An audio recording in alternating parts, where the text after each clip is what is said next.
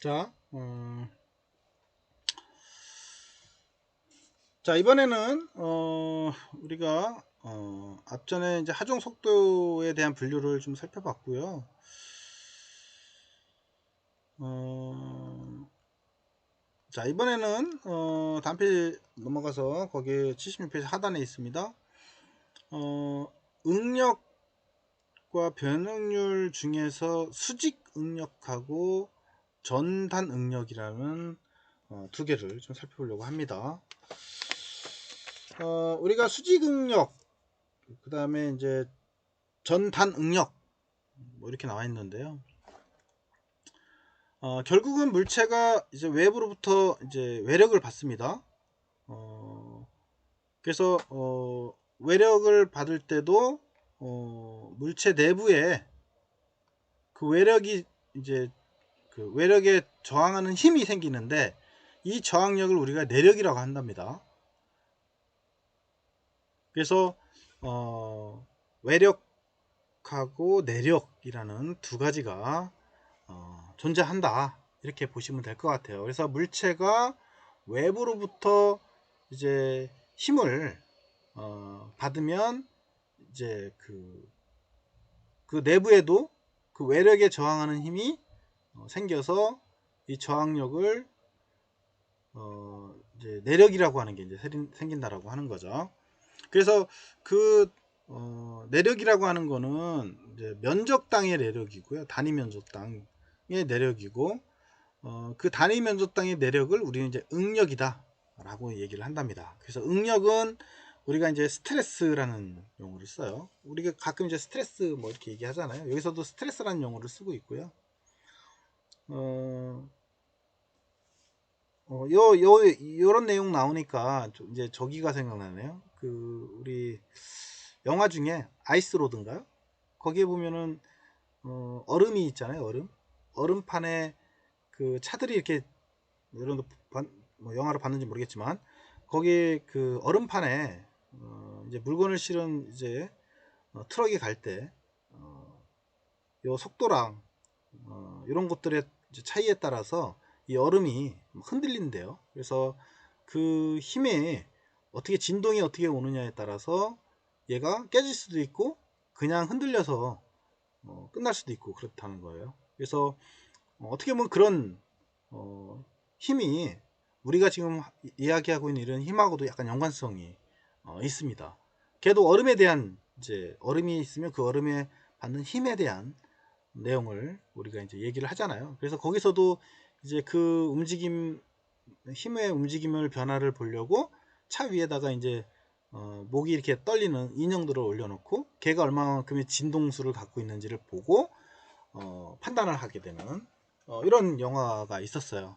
그게 이제 여기하고 좀 약간 비슷한 내용이라고 좀 생각하시면 아마 도움이 될 것 같은데, 결국은 이와 같이 이제 그 외력이 있으면 이제 그 외력이 x하고 y라고 하는 이 단면을 통해서 외력이 이렇게 두 개가 이제 생기면 이 외력 내에 또 내력이 이제 발생을 하게 되고요. 그 다음에 이 외력에 대해서 이 내력이 발생을 하게 되더라 라고 하는 거죠. 그래서 어떻게 보면 이 응력이라고 하는 거는 결국은 이제 우리 고무줄과 같은 그런 힘을 우리가 생각을 해보면 된다. 그래서 고무줄의 양 끝을 손으로 당겼을 때 결국은 이제 고무줄도 그 손의 힘과 같은 크기의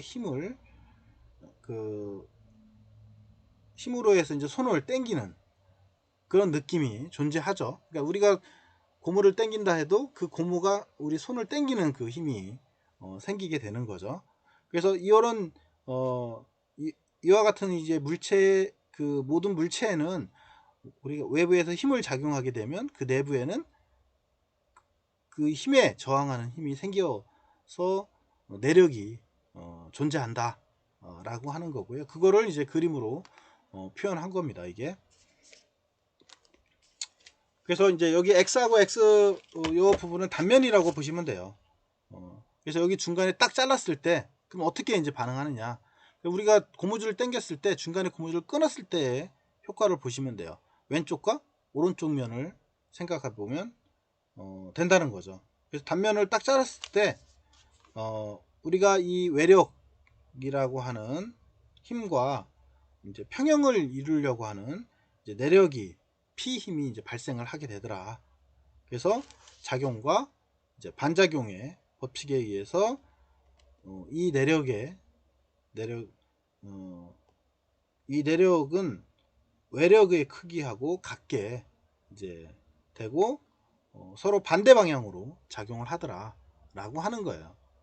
그래서 이쪽 단면을 자랐을 때 왼쪽하고 오른쪽 면의 내력이 이렇게 반대 방향으로 힘을 가지고 존재하더라 라고 하는 거를 이제 설명하는 거고요.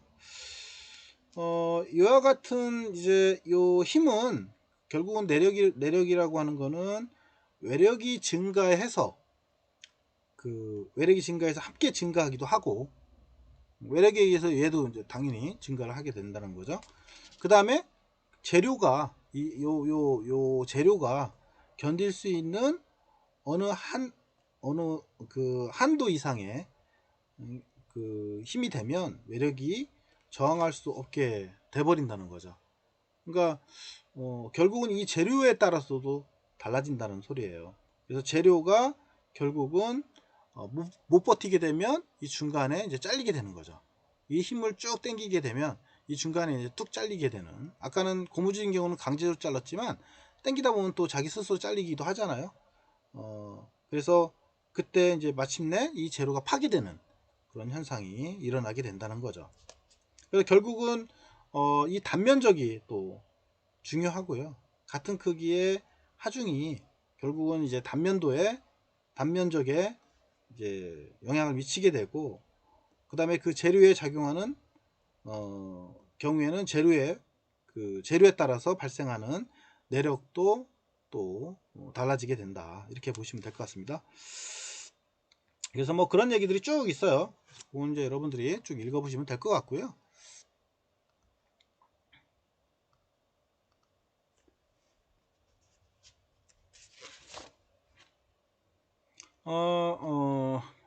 자, 그래서 우리가 이제 그 수직 응력이라고 하는 게 있고요. 전단 응력이라고 하는 거를 이제 보려고 하는데요. 결국은 이제 그 수직 응력이라고 하는 거는 이제 재료의 단면에 수직으로 하중이 작용했을 때 발생하는 응력이다. 그게 이제 수직 응력이라고 하고요. 얘는 인장력하고 압축 응력으로 구분되더라 라고 하는 겁니다. 그래서 여기 인장력, 그다음 압축력 두 가지로, 그래서 당겼을 때 하고 그 다음에 앞에서 밀었을 때 힘 두 가지일 때 안에 힘을 이제 보여준 거고요. 요게 이제 수직 응력이라고 보시면 될 것 같고요. 그 다음에 이제 전단 응력이 있어요. 전단 응력은 얘인데요. 전단 응력은 중간에 이렇게 단을 가지고 해서 비틀어서 위하고 밑에하고 이제 밀어서 이제 만드는 전단 응력인데요. 이거는 재료의 단면이 있으면, 재료가 있으면 이 재료의 단면에 평행하게 하중이 작용해서 그 단면에 발생하는 응력을, 이 단면에 이제 힘이 발생하겠죠. 위 밀고 밑에 밀면 이 단면에 이제 힘을 발생을 해서 그 발생하는 응력을 우리는 이제 전단 응력이다 라고 하고, 이때도 마찬가지로 단위 면적이 있고요. 그 다음에 하중이 있고요. F라는 하중이 있고요. 그죠? 이건 미는 이제 힘이고요. 하중. 얘는 끌어당기는 힘이잖아요. 그래서 이제 뭐 여기서는 압축 응력, 인장 응력이라 했는데 응력이죠, 응력. 얘는. 그죠? 그래서 단면적을 기점으로 해서 하중 P가 있는 거고요. 얘는 이제 전단 응력은 요 단면적을 면적이 있고 그 단면적에 가해지는 하중이 있고, 이렇게 F가 그렇게 해서 두 가지로 이제 표현을 하게 되고요. 그거에 대한 우리가 힘은 이제 이렇게 표현하더라 라고 하는 거죠. 그래서 여기에서 이제 우리가 요 수진 응력이라고 하는 거는 결국은 단면적하고 뭐다? 요 힘 P하고 에 이제 분수로 표현이 되고요. 그 다음에 전단 응력은 면적하고 F 여기에서 가해주는 하중하고 표현이 가능하다. 이제 이렇게 보시면 될 것 같아요. 나머지는 뭐 여러분들이 거기 78페이지 읽어보시면 될 것 같고요. 그래서 이제 79페이지에 결국은 전단 응력이라고 하는 거는 전단 하중, 요 전단 하중 F 하중하고 그 다음에 이 전단면의 면적하고 면적이 비례하더라. 그래서 이렇게 나온다는 거죠. 그래서 그 79페이지 이제 상단에 수식으로 표현을 해놨습니다. 그래서 한번 쭉 여러분들이 읽어보시면 될 것 같고요. 거기 설명에도 좀 나와 있습니다. 79페이지 설명에 보면 재료를 절단하려는 전단 하중에 의해 절단면에 발생하는 절단 방향을 우리는 이제 응력, 절단 방향의 응력을 전단 응력이다. 이렇게 얘기한다는 거죠. 그 다음에 전단 응력은 단면에 평행하게 발생하는 응력으로 접선 응력이라고도 한다.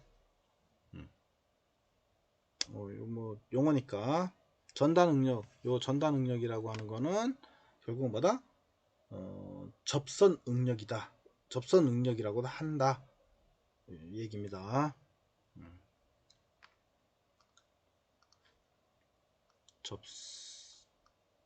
접선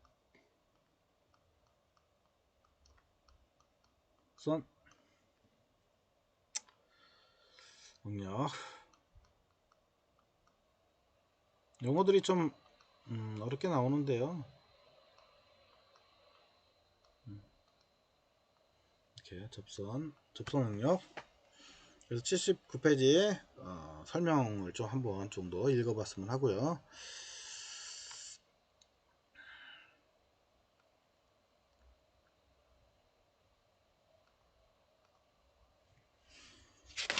자, 그 다음에 여러분들 거기 80페이지에 보면은 80페이지에 이제 구분 하중과 구분 응력이라는 게 있습니다. 요거는 말 그대로 이제 구부려뜨리는, 굽는 힘이라고 보시면 돼요. 굽어지는 힘. 그래서 밴딩이라는 용어를 썼죠. 밴딩 스트레스. 그죠? 힘. 구부러짐. 우리가 밴딩 한다고 하죠. 그러니까 재료가 굽는 모멘트를 받는 경우 구부러지는 안쪽이 있을 거고 그 다음에 바깥쪽이 있겠죠. 그죠? 예를 들면 이제 이렇게 물체가 있으면 얘를 눌렀어요. 그러면 이제 이렇게 구부러질 거 아니에요. 그러면 안쪽과 바깥쪽 면이 달라지겠죠. 그래서 이 안쪽은 결국은 수축을 하는 거고요. 그죠? 바깥쪽은 이제 펴지는 거가 되겠죠. 더 늘어나겠죠. 그래서 안쪽은 수축에서 압축 응력이라고 얘기를 하고요. 이쪽은 바깥쪽은 이게 늘어나면서 펴지잖아요. 더 늘어나는 거죠. 그래서 인장이라는 뜻입니다. 인장 응력이 발생한다. 그래서 두 가지 용어는 좀 알아놨으면 좋겠고요. 그래서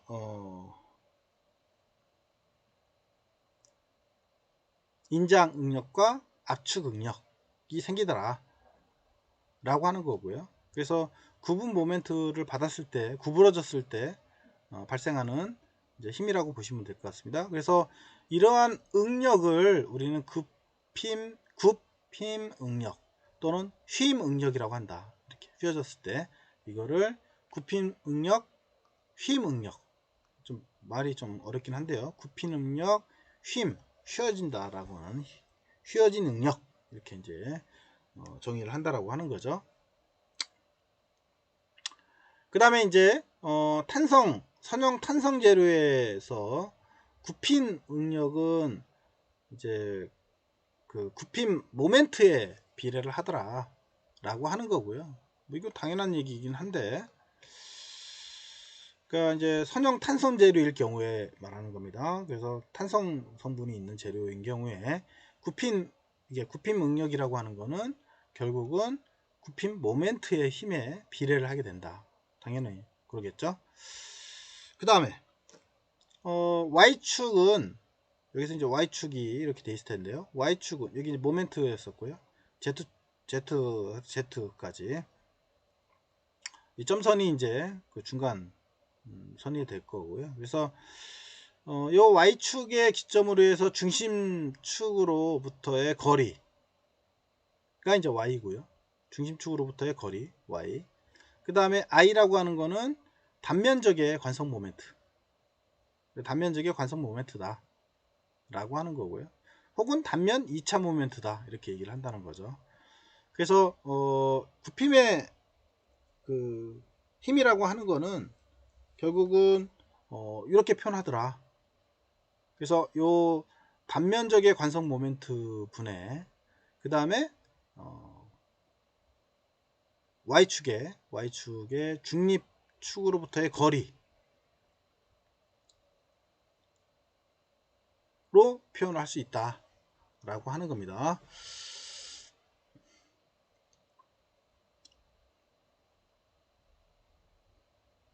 자, 그래서 거기 우리 페이지에 몇 페이지냐면 81페이지에 보면 굽힘 응력이라고 하는 거는 그 중심축 영인 중심축의 위치에 따라서 전체를 썸메이션한 합한 Y축을 기점으로 해서 중심축이죠. 중심축을 기점으로 해서 면적을 기본으로 전체를 적분한 값은 0이 되더라. 그러니까 중심축의 위치가 결국은 이제 중심 응력이 0인 점을 기점으로 이제 우리가 결정할 수 있다 라고 하는 것을 보여주는 거고요. 그 다음에 결국은 이제 Z축을 기점으로 해서 이렇게 이제 동그란 원형의 중심축을 기점으로 보면 Z축이 있으면 이 Z축을 기점으로 해서 단면적, 이 전체 면적, 단면적의 이제 1차 모멘트가 이제 0이 되는 중심축. 이 중심축은 단면적의 이제 그 도심을 지나서 이제 결정된다. 그리고 이 직사각형과 원의 직사각형하고 그 다음에 원인 경우에 중심축은 우리가 이제 단면 2차 모멘트로 표현을 하면 이렇게 y의 제곱성이 되더라. 단면적에 대해서. 그리고 그거를 전체 썸메이션 한 거하고 같다 라고 하는 겁니다. 그래서 이거는 2차 이제 모멘트인 경우고, 이건 중심축의 이제 기점을 가지고 했을 때 표현하는 내용이고, 뭐 이거는 큰 의미는 없습니다. 그냥 이제 중심 그 직사각형 형태일 때하고 원형일 때의 그 중심축을 기점으로 해서 중심축의 위치하고 그 다음에 2차 단면 2차 모멘텀을 표현할 때 이렇게 표현한다 라고 하는 거니까 참고로만 그냥 알아두세요. 이거는 나머지는 여러분들이 82페이지 쭉 이제 훑어보시면 될 것 같고요. 뭐 큰 의미는 없습니다. 이거는. 그래서 뭐 단면 계수, 단면의 최대 굽힌 응력 이렇게 이제 표시를 하는데, 이거는 그냥 뭐 여러분들이 쭉 거기 82페이지 읽어보시면 될 것 같고요. 그 다음에 이제 주요 단면의 2차 모멘트 I하고 단면 계수에 따라서 표현을 해놨습니다. 그래서 단면이 이렇게 사각형인 경우와 그 다음에 이제 폭하고 높이가 정해진 거죠. 그 다음에 중심이 가운데가 중심축인 경우죠. 이 경우하고 그 다음에 원형인 경우, 그죠? 원형인 경우 지름이 D이고요. 중심축이 이제 여기인 경우에 이제 단면 2차 모멘트 값하고 그 다음에 단면 개수 값이 이렇게 표현되더라. 그리고 중심축이 이제 구멍이 뻥 뚫려 있는 상태. 이 가운데 이렇게 이제 파이프 형태가 되는 거죠. 파이프 형태가 됐을 때 외적하고 그 다음에 내적이 이제 존재했을 텐데 그 두 개를 외부를 D2, 내부를 D1이라고 했을 때 그 두 개를 이제 뺀값으로 표현을 한다는 거죠. 당연히 여기는 중심이 없어졌으니까, 그죠? 그랬을 때 이제 이 단면 2차 모멘트 값하고 단면 개수 값은 이렇게 표현하더라 라고 하는 겁니다. 요거는 뭐 그냥 참고로만 알아두세요. 우리가 뭐 굳이 요거까지 뭐 수치로 계산하거나 이렇게 풀 필요는 없을 것 같습니다.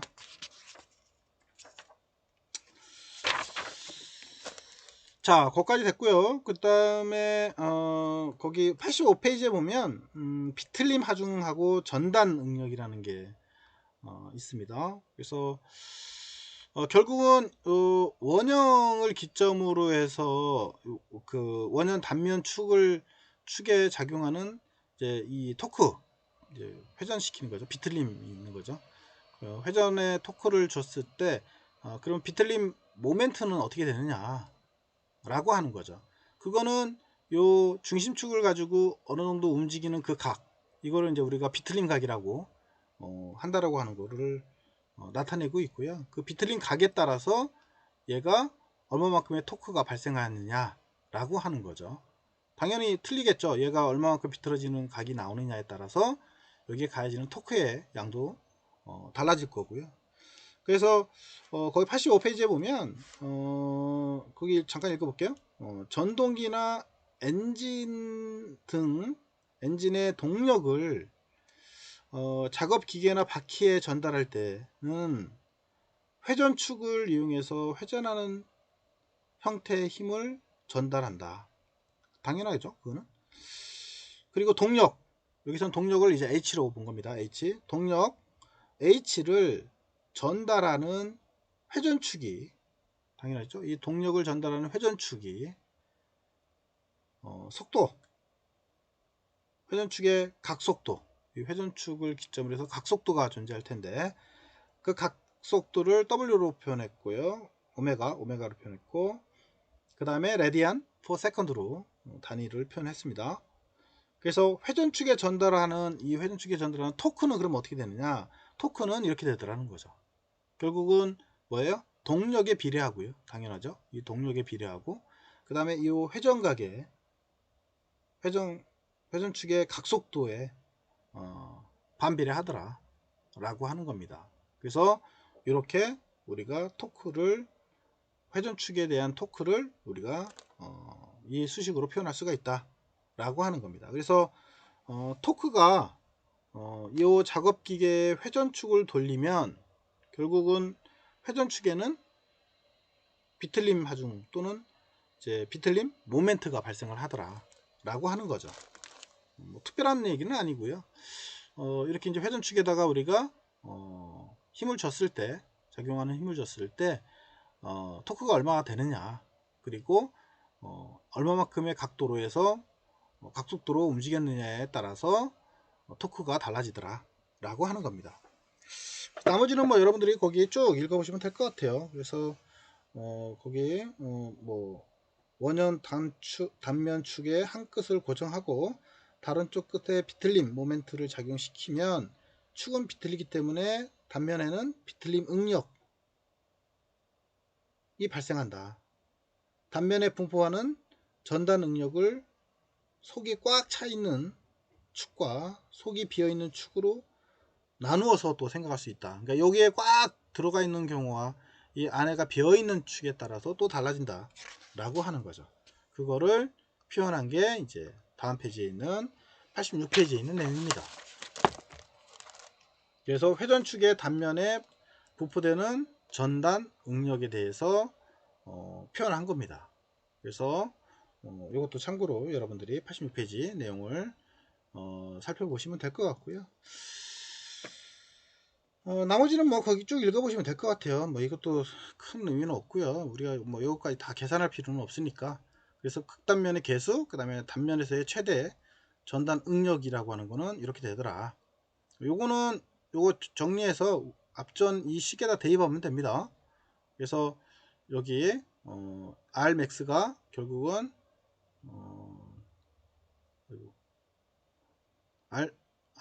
Rmax가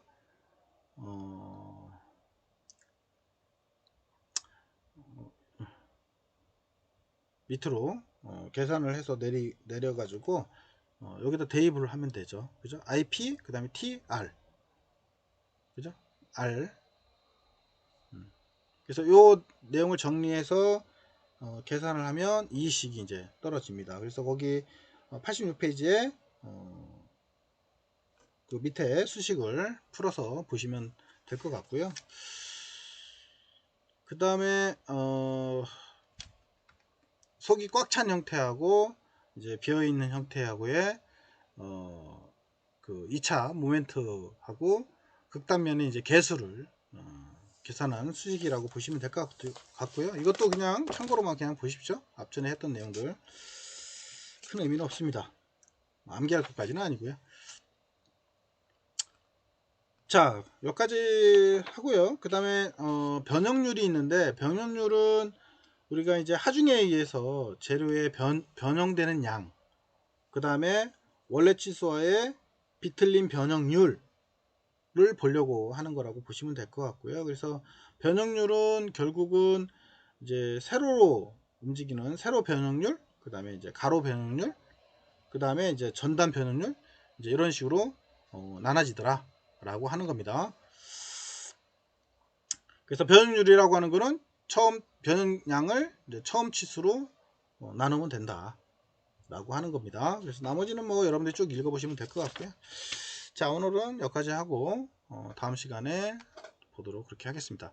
앞전에 얘기했던 것처럼 이 앞에 있는 내용들은 참고 내용들이에요. 그러니까 실질적으로 우리가 이제 그 재료역학이라든가 뭐 다른 우리가 이제 그 하는 거를 좀 배워야 하는 내용들인데, 여기서 이제 축약해서 좀 설명하다 보니까 그냥 여러분들이 참고로 쭉 훑어보시면 될 것 같습니다. 중요한 거는 각각의 용어들이니까 용어들은 좀 알아두자 라고 하는 겁니다. 자, 오늘 여기까지 하고 끝내도록 하겠습니다. 다음 시간에 뵙겠습니다.